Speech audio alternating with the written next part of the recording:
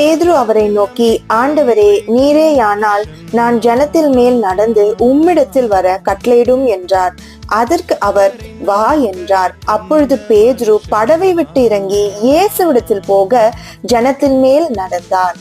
எவ்வளவு ஒரு அற்புதமான காரியத்தை பேதுரு இந்த நேரத்துல பண்றாரு பாருங்க. பேதுரு அப்படின்னு நம்ம சொல்லும் பொழுது தேவனை 3 தடவை மறுதளித்தவர் அப்படின்னு சொல்லிட்டுதான் நம்ம நினைவுக்கு வரும்.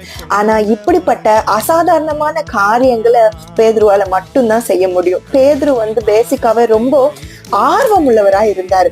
தேவடத்துல நான் போகணும் அப்படின்னு சொல்லிட்டு வாஞ்சையா இருந்தாரு.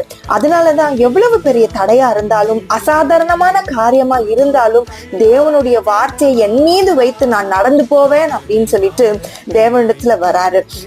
பேதுரு மறுதளித்த போது கூட அவன் எந்த மனுஷனிடத்திலும் போகாம தேவனை நோக்கி வந்தது நிமித்தமாக தான் கர்த்தர் அவர் மேல இந்த சபையை கட்டினார்.